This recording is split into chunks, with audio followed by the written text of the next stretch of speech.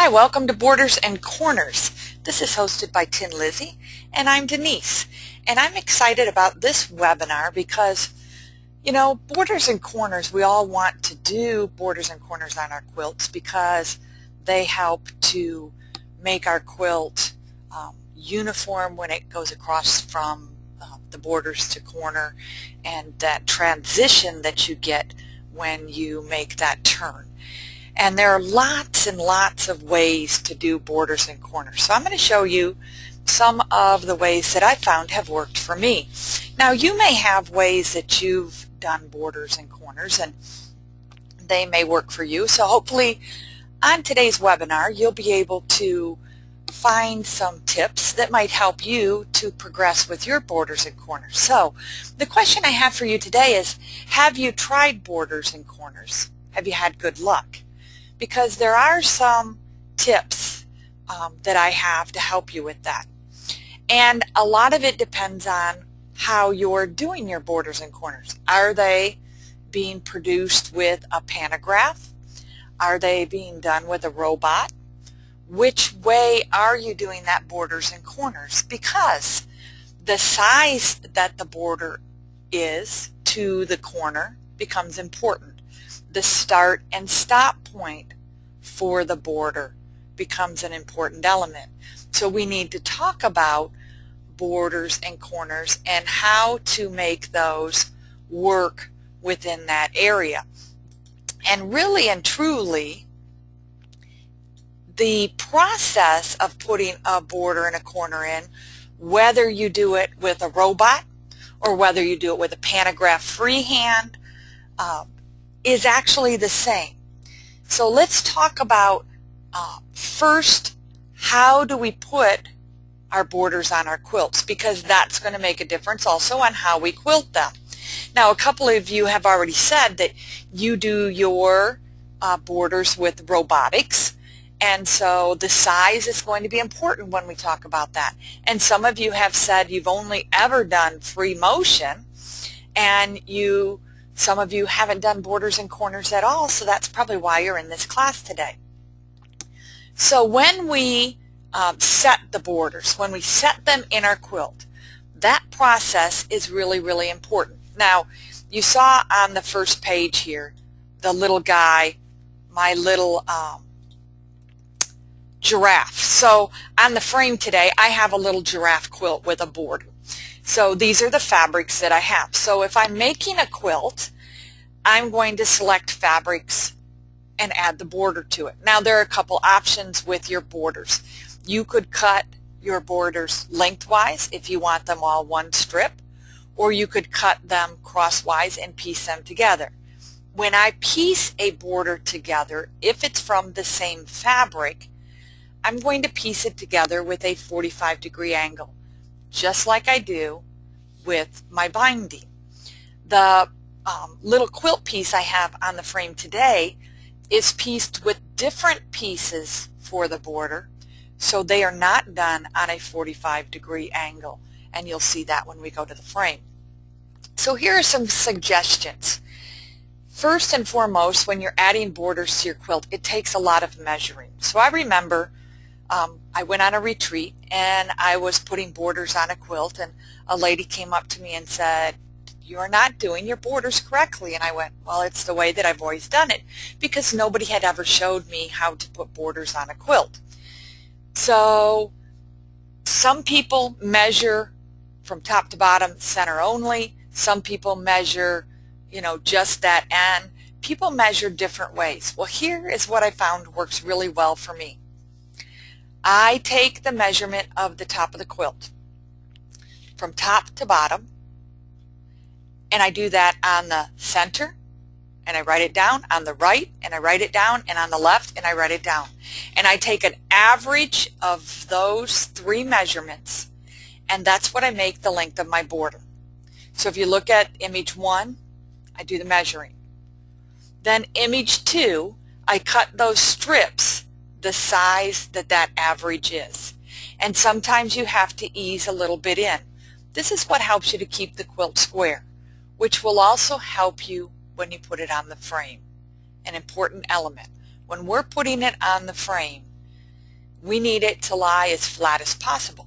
And when the borders are not put on this way, what happens is you get what I call lettuce edges, or they kind of make a wave in the edge, and it's really important to keep the quilt flat and as square as possible. So then I sew those borders on, and I use a 1/4 inch seam allowance. Now I use a scant quarter. I have a foot for a scant quarter, and that's what I use. And it depends on what machine you have, if you have a scant quarter, if you have a regular quarter. Here's what I have to say. Be consistent. So I sew on a Baby Lock Elissimo Gold 2. I have a foot, and I make sure that I move my needle exactly where I need to so that my seam is always the same spot. Or I can use my piecing foot. So that's an important thing to keep in mind. Where your seam is, be consistent. Okay? So I sew those 2 borders to the sides. Then I do the same thing with the other direction. Now I have those 2 borders on, I press them. Now notice it says press with a question mark. So there's always a question about pressing. Well, here's what I learned. I take classes just like everybody else to learn more. And I took a wonderful class at my quilt guild, and the lady said, if you're going to stitch in the ditch, you have to know what direction to press to make the ditch go the right way. So some people say always press to the dark, some people say always press to the light, some people always press open. So I've learned to think about, am I going to stitch in the ditch? Now some of you have heard me say that I stitch in the neighborhood, okay?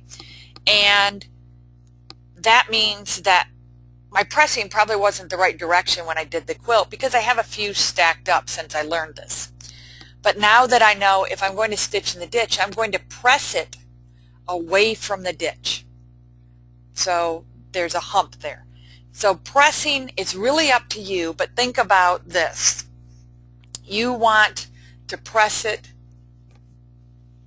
and you want to press it nice. I press it with best press, but you want to press it.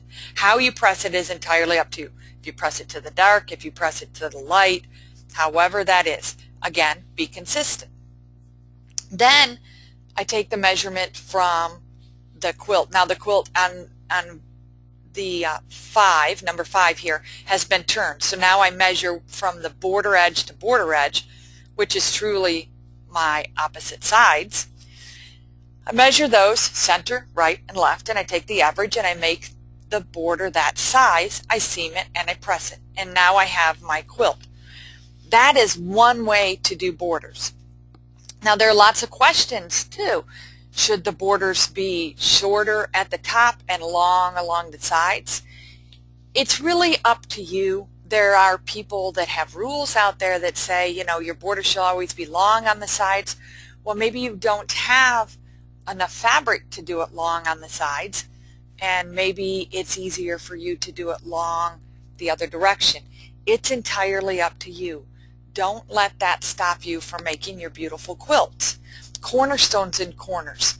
If you need to put cornerstones in corners, does it matter which direction you put on first? Not necessarily, because the cornerstones are going to sit in that corner. So just a rule of thumb when setting your border is that you really want to make that border lie as flat as possible. So I thought I'd just give you a few little steps for that. So there's a couple people asking about a 1/4 inch versus a scant quarter, and what does that mean? And that's a really great question, because the first time I heard it, I went, well, what is a 1/4 inch versus a scant quarter? A 1/4 inch is the needle is positioned a 1/4 inch from the edge of the fabric. Perfect 1/4 inch. A lot of feet are made as a 1/4 inch foot. A scant quarter is usually 1 to 3 stitches, depending on how long your stitches are, to the right of that 1/4 inch. And it's called a scant. It's a little smaller. And what happens is it's a little smaller because when you press, when you flip the fabric and you press, what happens is you end up with a 1/4 inch because of the allowance that the pressing takes up. Consistency is really, really important. As long as you're consistent, you should be just fine with your 1/4 or your scant 1/4.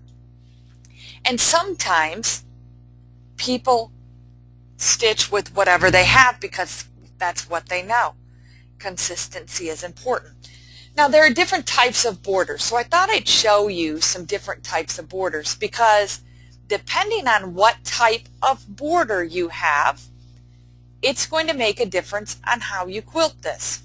So when you look at this piece here, we have cornerstones. I made them red specifically so you could see we have red cornerstones. Well, those red cornerstones, they're part of the border. So on this particular quilt, you could have a floating corner, that would really be a block, or a corner that doesn't have tails hanging off.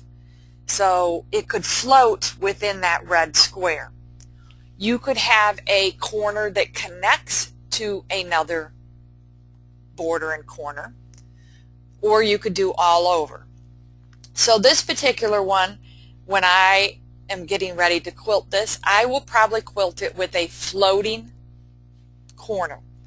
So that corner will set in the red area a specific size, a specific dimensions. Now, I want you to think about this. Where the yellow is on the corner, and let's talk about this upper left-hand corner. Where the yellow is on this corner, the seam allowance is already taken care of. So when I set the corner, and let's talk about setting it with robotics, okay? When I set the corner and let the robotics do its work, I'm going to set the corner with my foot positioned inside of the seam here in this particular corner. Here I have to go in farther because there's no seam allowance in that space. What does help is that I based my quilt down. So I based it just shy of a 1/4 inch on the top and on the bottom. So what I'm saying is the corner will be set closer to this area over here. It will not be close to the raw edge of this quilt. Think about that. And if you have questions about that and we're on the live session, please feel free to put those in the question box. That's a really important element, is where you position the design. Now, that's a floating corner. And then the border would actually be a floating border, meaning that it wouldn't have tails coming out and getting ready to connect to another space. So both the border and the corners on this one, for me, would float. Do they have to? No, but it's the way that I visualize this quilt. Now here's another quilt, and let's imagine that the words are not appliqued on, but embroidered on. And I often get emails asking, well, when you have embroidery or when you have applique, do you quilt through that? Do you quilt around it? How do you accommodate for the embroidery? And it varies. It depends on what the quilting is that I'm doing, what the colored thread is I'm doing, how high of a contrast, how much will it show on what I'm doing. And so if this embroidered quilt border was what I was going to stitch next, the top border would be stitched first. It's the longest border. So you see here, this doesn't go with that rule that some people have where the side border should be your long borders and the top border should be the shorter. This border specifically was made long across the top and across the bottom. I like using a monofilament thread. I would probably use a smoke monofilament thread. It's a clear thread. It's a thread that doesn't really show. You see the stitching more than you do the thread. So I would probably use a clear monofilament thread, actually the smoke color, because the smoke will not have a shine to it that you might see with the plain clear. And I would stitch my border all the way across that and through the text. I would have no issues with sewing through the text. I would stitch the entire quilt. So the top border would be quilted. The quilt would be quilted. I would probably figure out a border to border design. So something that went from the border across to the border. And this inner border, the small inner border, I would include that in that quilt space. I'd stitch all the way down to the bottom, and then I would stitch the final border with that same monofilament thread and the same design. This design could be one that stitches off the quilt or starts right at the edge of the quilt and ends right at the edge of the quilt.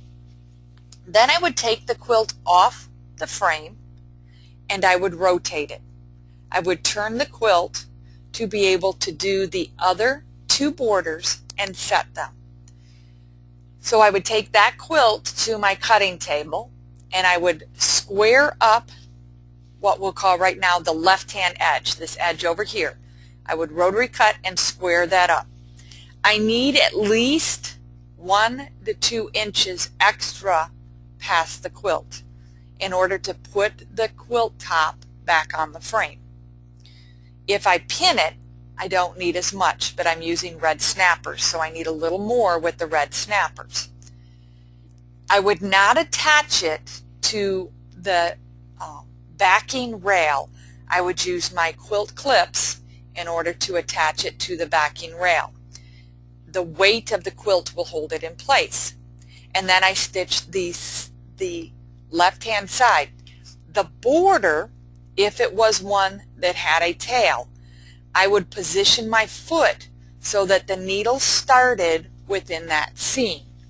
That's really important because I don't want that tail just hanging out there never never land.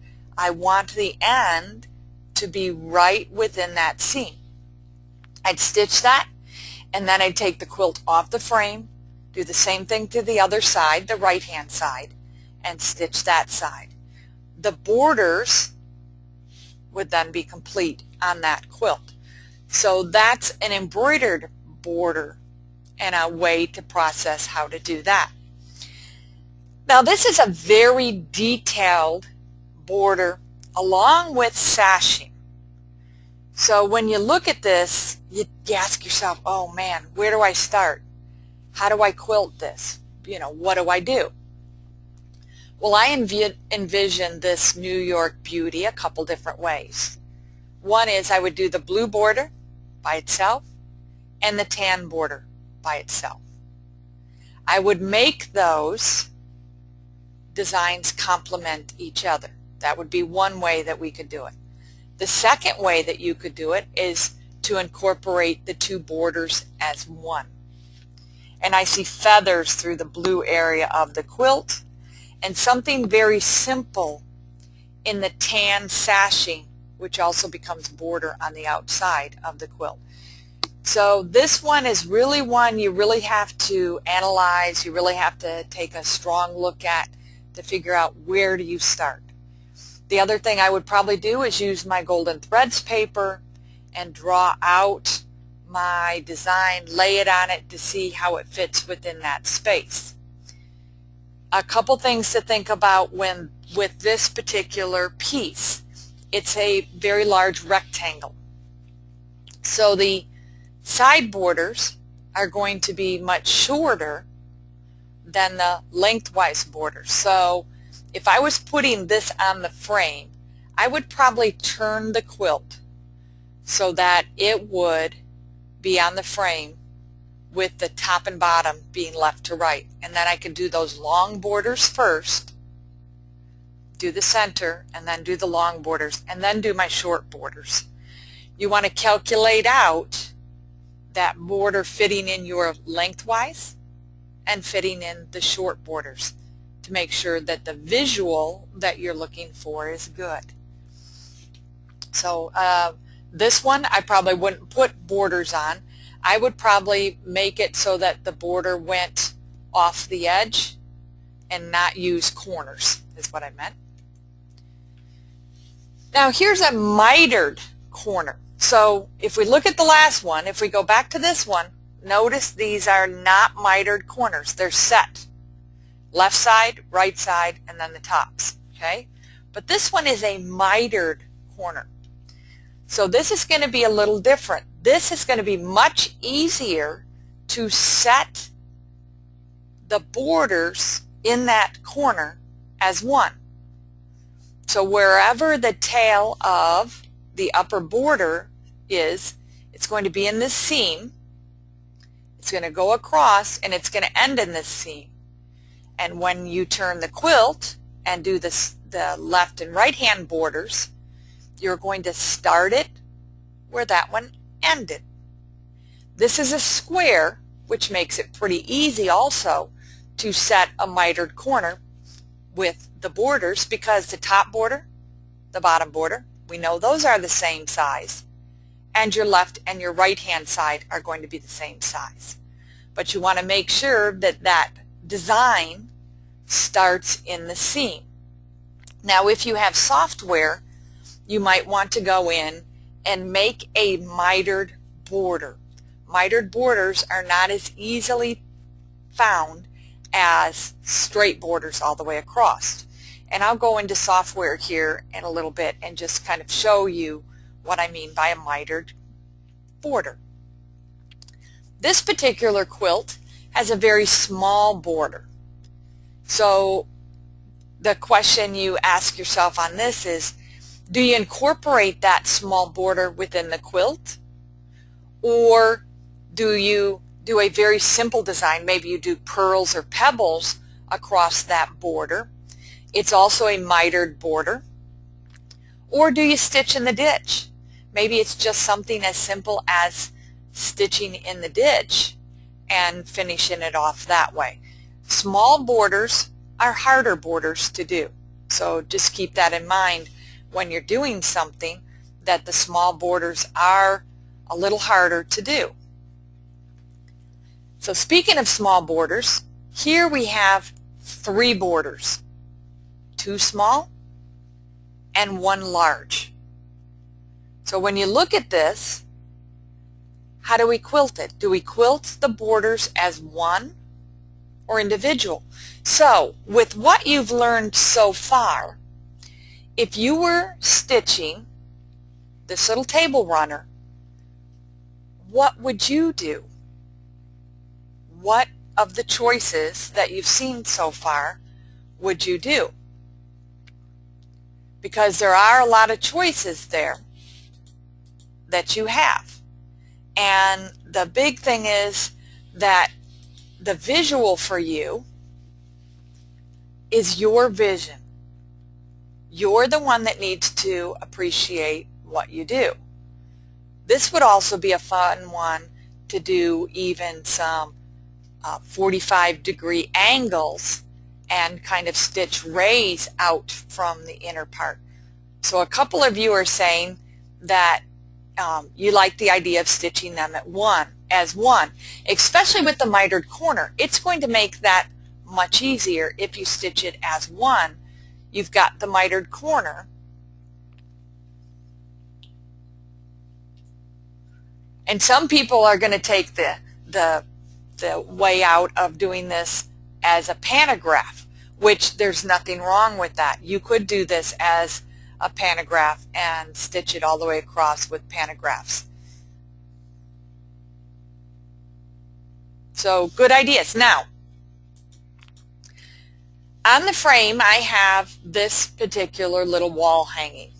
It's actually a growth chart for a child, and it has a single border. And just viewing it here, how do we quilt it? You know, there's going to be a few choices that we have. So here is the little wall hanging that I have on the frame, and I've added borders. Now remember I said I usually do a 45-degree angle. Well, this border here is pieced scrap fabrics. So I took the scrap fabrics and just stitched them together and made a border, and however it came out is how it came out. I sewed the top border first. I'll move the machine out of the way so you can see I sewed the top border first and the bottom border, and then I sewed the left and right borders.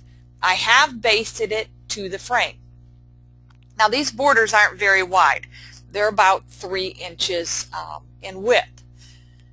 So the big thing is you have to determine what design can go in there that first and foremost doesn't take away from our quilt here. Secondly, that's easy to fit within that space.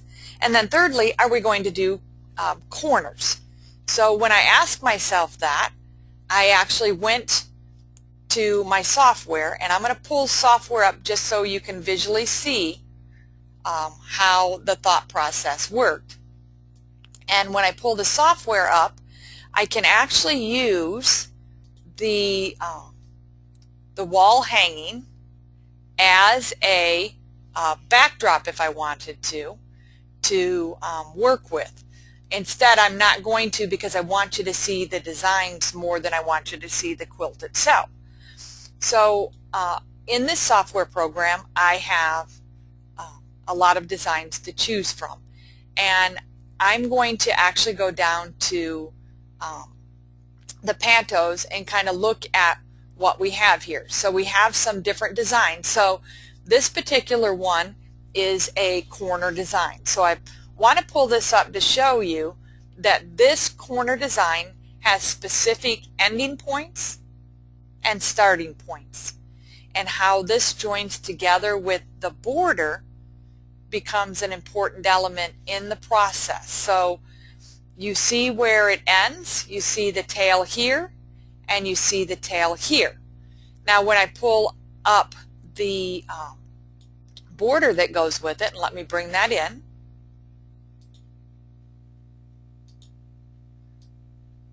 you see that this will set like this.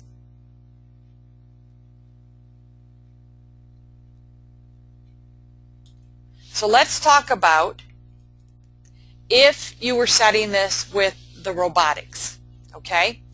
I want you to notice that the start position is inside of the outer edge of the design. So let me bring this in here for you to see it better. So the start position and the end position are inside of the edge of the design. So if you can, this is where making a template becomes an important element.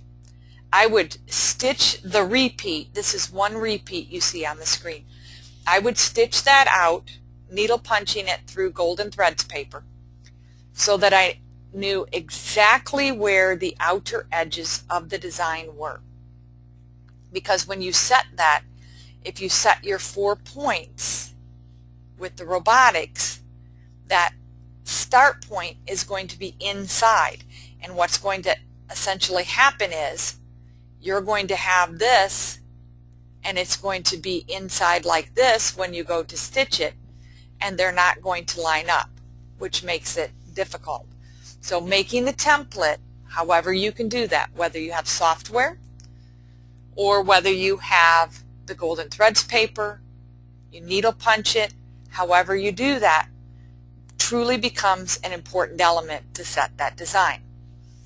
Also, when you're doing a quilt with robotics, I would put the 2 corners and the border together on the screen.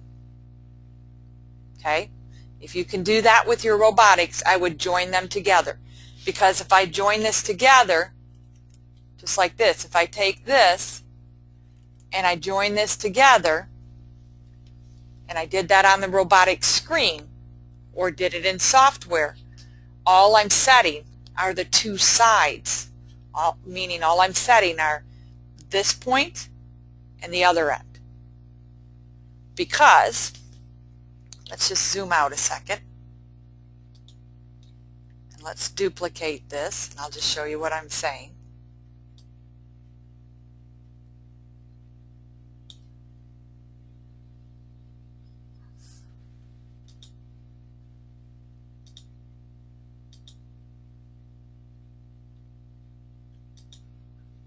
these two don't match. So this particular one, if you notice, these two are the same direction. So I'd have to join some more with it to get it to work, but it'll still give you the idea of what I'm saying.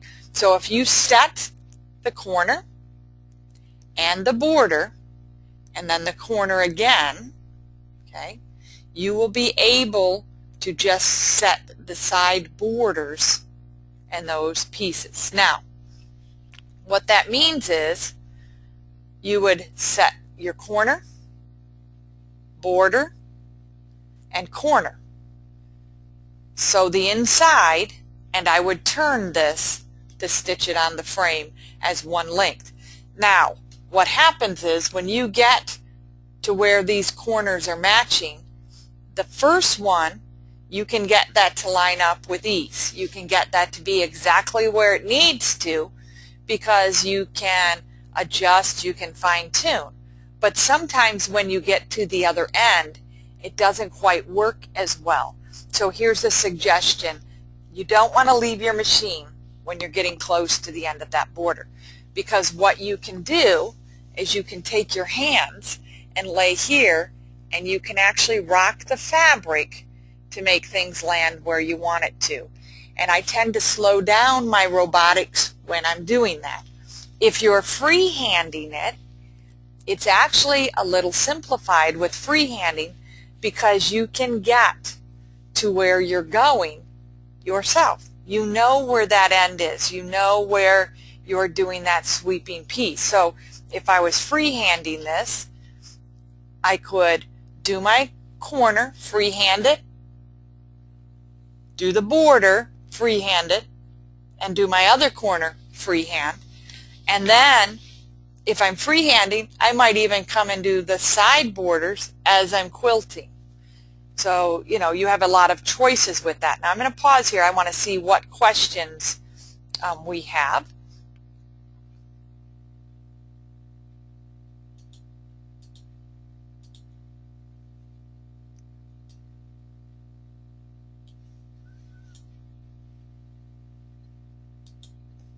Good question. So this corner and this border do not match. So how would you essentially do that if this happens? That's a rarity that it does that. This is actually a design that's used in the software as a learning tool. Most of the time what's going to happen is your borders and corners are going to match for a couple reasons. A couple things happen is that's how they were made to go together. The big thing is you want to make sure that the size is the same. So if I happen to make this bigger, this corner and border, they're not going to look good together because I've made them bigger. They don't fit together. They don't look good together. Now I'm going to get a tool here while you're typing in your questions, and I'll be right back.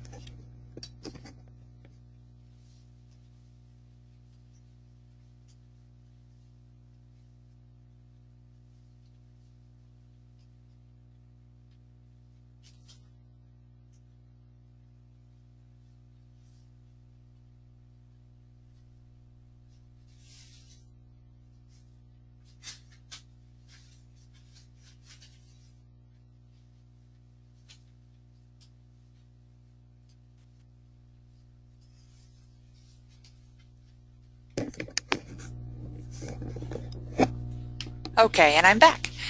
So just a couple things, you know, you want to make sure that it's scaled the same size, because when it's not scaled the same size, that's when we get into issues.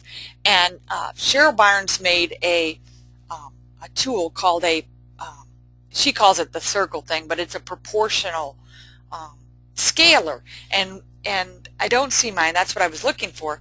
But what happens with that is it's a round piece. You rotate it, and it will tell you how to scale the design. So if this design needed to be 80% bigger because it's going into a certain size space, or 80% smaller, the little circle thing will help you with that. Now let's do another border and corner just to give you an idea of how these go together. And again, you have a few width panographs and things to choose from. It really depends on what it is that you're looking for that you want. So this is a single tulip. If I turn this tulip on a 45-degree angle, it becomes a corner. If I open up the border that goes with this,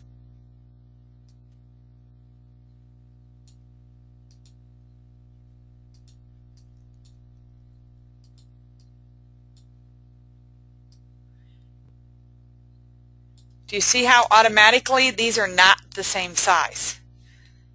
And again, these are tools to be used in the software to help you to learn the software, but I would first and foremost make these the same size,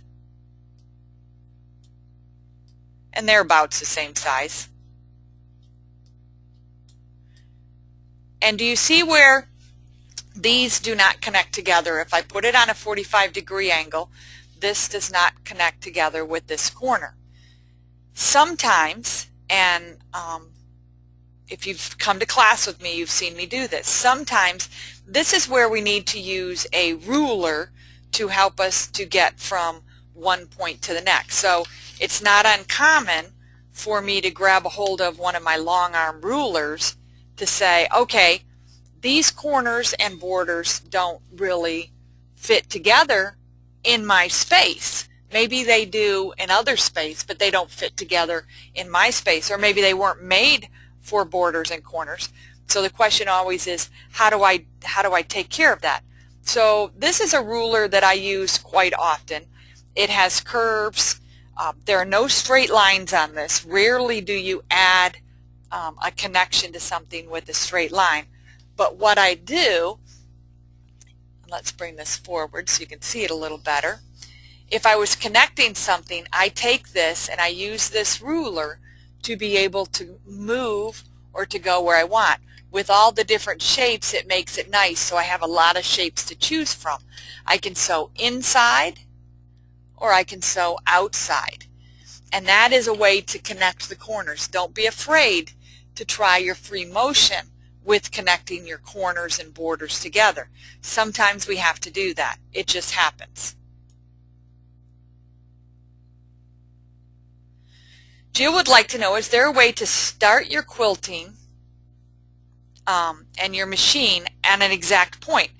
Well, there is a way to do that, and the question I would ask is, are you asking it to start where the other border ended? If you're asking it to start where the other border ended, that is a great question. That is something that, you know, all of us want to have them meet up exactly where it needs to be. First and foremost, don't cut your tails.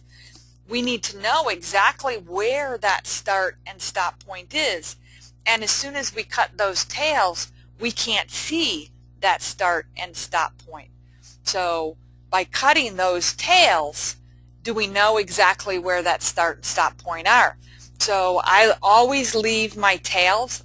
I don't cut those short. I don't bury them until I join those borders and corners together.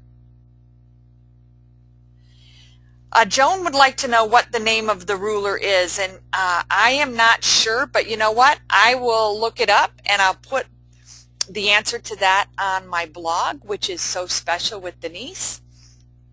It's a Google blog, so if you just type in SEW, So Special with Denise, I will post that and let you know about this ruler. But it is one of my favorite. I have a few that I really like.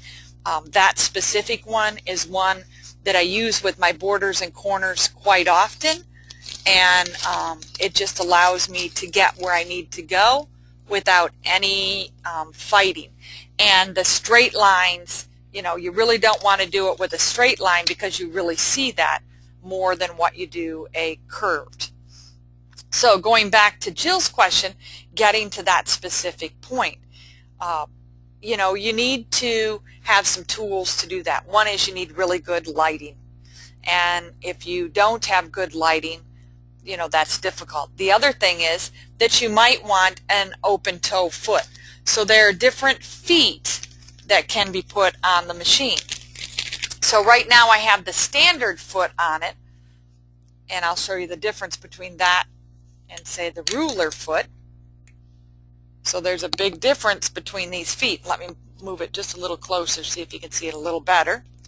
There's a big difference between the 2 feet. Okay? This foot is much larger. It also has a different position of the ankle. So when I want to line something up, I actually use my open toe foot. Then I can see where I'm going, where everything is.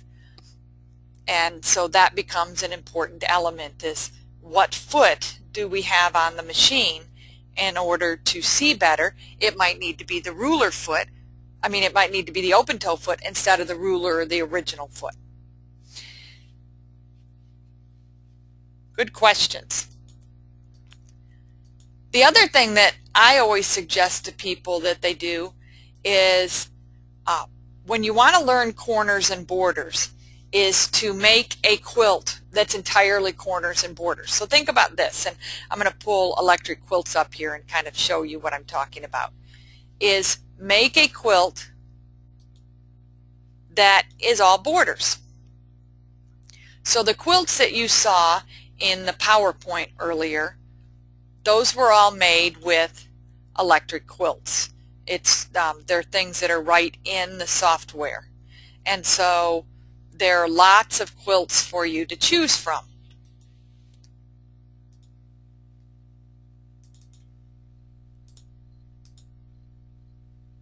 So here is a quilt. It has multiple borders. So it could be a center medallion, as you see here, with a border and a cornerstone and a border and a cornerstone and a border and a cornerstone. It could be something that doesn't have to be this elaborate. You can, just so you know, go in and we could say, you know, I want a few more borders, or I want different types of borders. So I do a lot of designing in electric quilts. So here I could change that inner border to be blocks, or kind of what I did with the giraffe. And the next border, we could change that border to be diamonds. And then the next border, this could be, where'd it go? Tile points. So do you see this is still a quilt, but it's lots of borders. What that does is it allows me to play and practice my borders. So the first time I ever did borders, I did a quilt that I made entirely out of borders. And in here it also even gives you the mitered borders if you wanted them. So let's do this one, a mitered border. And that's a pretty big border. So let's take this down so you see I can make it smaller. And when I go to the quilt, I now have my border. And what's fun is the software allows you to also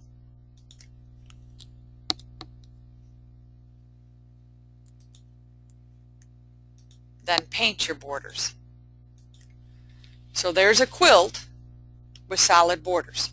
Again, this one would teach us setting corners that are floating, mitered corners, and even though this is mitered, if you wanted that final border to be just lengthwise, you could go in and tell it you want it vertical or horizontal or however you want that, but there's your visual. That really will help you to be able to see that vision at the end of the day.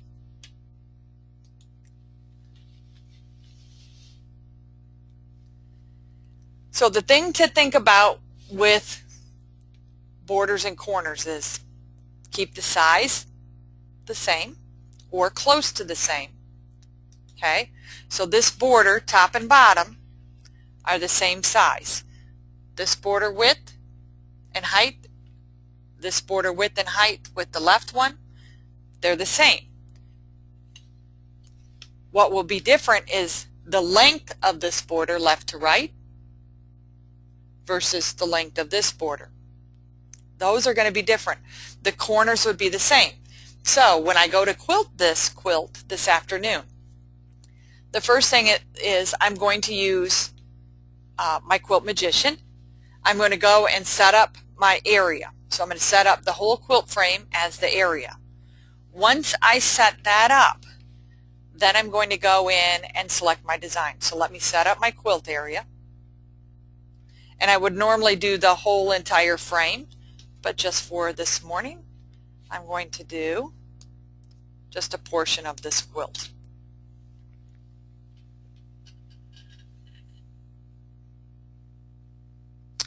So I have the area. The next thing I'm going to do is I'm going to go to the home and I'm going to add a pattern box. So the pattern box, right now it says I have a negative, it's because of where I'm at. The pattern box that I set up, I'm going to set it up just for the border if my border is going to go from seam to seam. So, and my foot is right on the seam. The needle is going to land in the seam. So Jill, to ask how to make sure that you land where you're at, picking this spot becomes an extremely important point also. So my needle is right in the seam. Now I'm farther in than the raw edge. So I have a 1/4 inch for my binding plus my foot width from that, which is 3/8 of an inch. So I'm that far in when selecting this point. And then the same thing over to the left, but my needle is still in the seam. So I have my box on the screen, and that box on the screen, what's going to happen now is I need to go to the home and I need to add a pattern.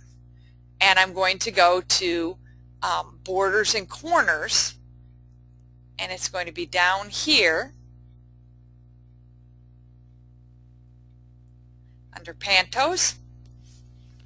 And my border, depending on what I decide to pick, is going to come from within here, and that same border is going to go across the other side, meaning the left and right side, and start at the edge of the fabric. It will be hid underneath the binding.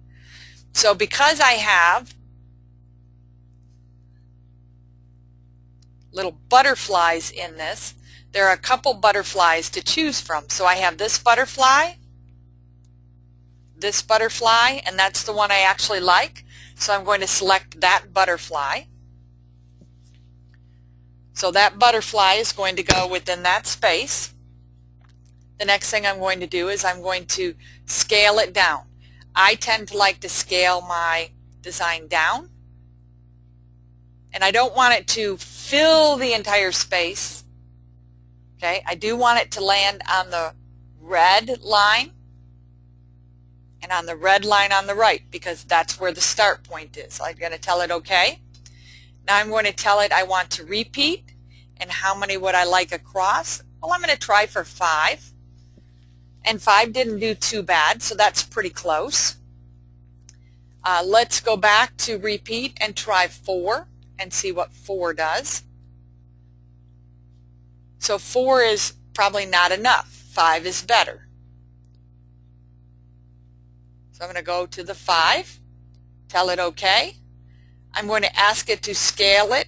I would like it to scale it proportionally because I would like the butterflies to still look like butterflies. And do you see that those lines, the width of that butterfly is exactly on the seam line? So when I go to here, that butterfly should land exactly on that seam of that border. Now if it doesn't, I'm going to show you how to adjust that. Now in here you have a few other things that we could do. If we needed to rotate or needed to do anything specific to this, we could do that. If we needed to move it, and I know I'm far away for you to see it, I'm just walking you through some of the processes of what we can do. And now we're going to tell it to quilt. So at this point I'm going to tell the machine to go ahead and stitch, and right now it took 1 stitch. Visually, I'm going to look to see if that is right in that seam. If it's not, this is where I'm going to go in and I'm going to rock my fabric. I'm going to rock it to where it needs to be. So it actually landed exactly where it needs to be. So I'm going to pull my bobbin thread up. Okay, so it's on that seam. I'm going to go ahead and tell it okay. I'm going to leave this thread. Okay, that thread is exactly where I want it. And we're going to let the butterfly quilt. While the butterfly is quilting, I could go back and visually look in software, if I had the designs in software, to say, well, maybe I want that corner to be there with that 45-degree angle butterfly, and let's see what it looks like. So maybe we do add that little butterfly as a corner, which would be really sweet. If we decided that afterwards, it's okay. We can still add that. The big thing is we have to make sure that those starts and stops are in the same vicinity. So it's going to stitch 4 of our little butterflies. I picked the butterfly to accent this.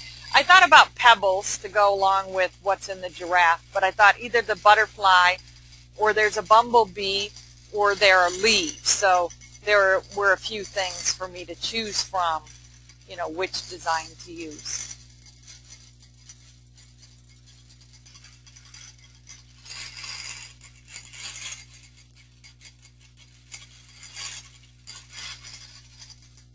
And it is basted across the top. You can either use a basting stitch if your machine has it, or you can use a water-soluble bobbin thread if your machine does not have a basting stitch.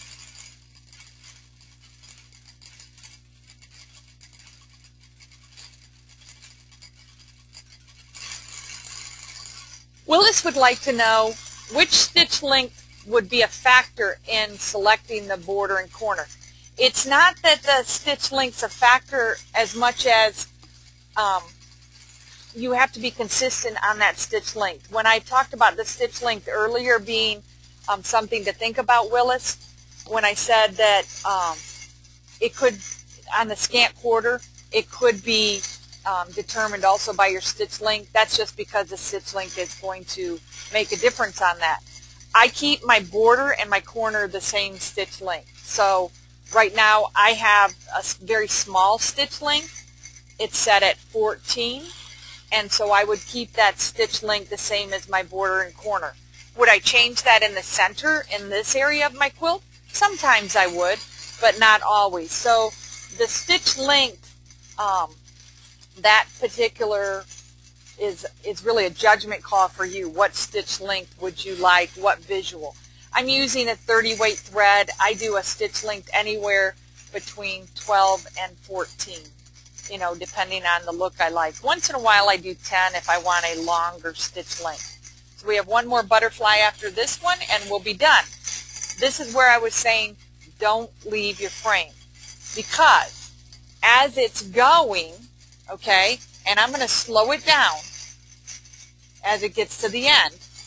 As it's going and adds that last little line there, I want to make sure that it's going to land right here in the same seam line.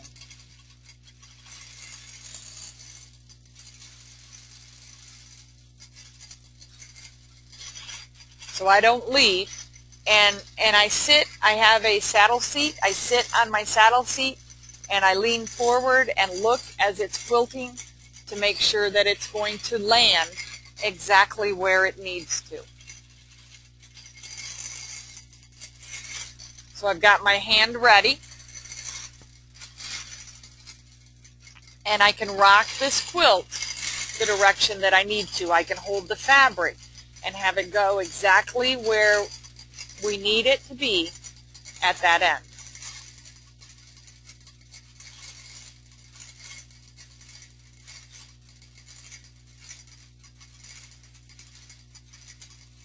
And I've slowed it down, so you'll see that it's going much slower.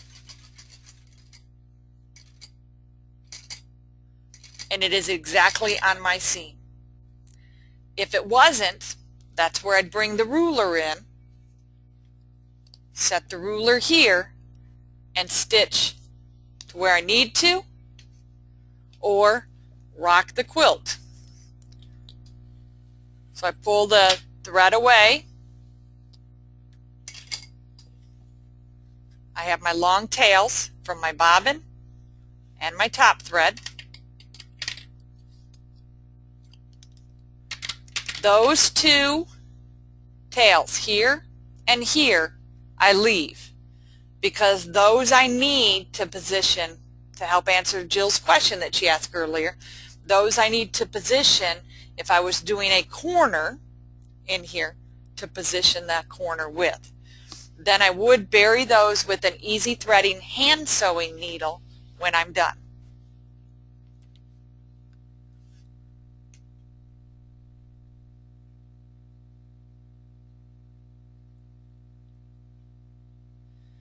Jill's asking, is there a way to put the start point at a specific spot? There, you can do that with the robotics. When you select the design and tell it that you want to start, so if I go to my robotics and tell it I want to start, it says set start point.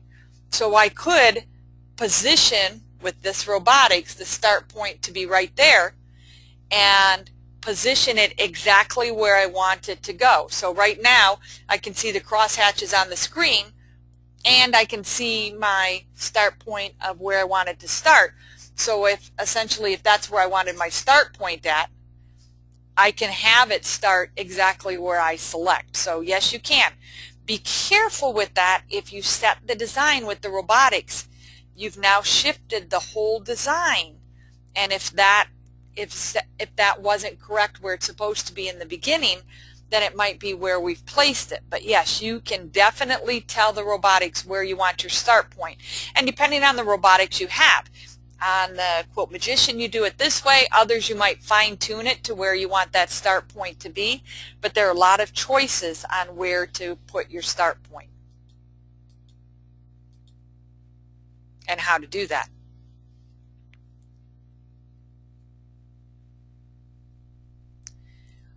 Willis asks, do you ever use a measuring tape in the robotics to measure the width and then change the properties to agree? Very rarely. So what he's asking about is inside the robotics there is a tape measure, and a lot of robotics have a measuring system. And so you can use that to measure as you go. Sometimes I will use that measuring if I'm doing a pantograph that's going across the quilt, edge-to-edge design that's going across the quilt, and I always have it 12 inches. I will use the robotic measuring tape to measure that to see that I have it exactly where I need it to be. So our border is complete.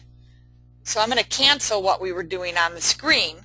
This particular design then, I would actually save that. So now I would go to a new pattern box and add a pattern box, and this time I'm going to go to the pattern box to say that it's going to be in the corner.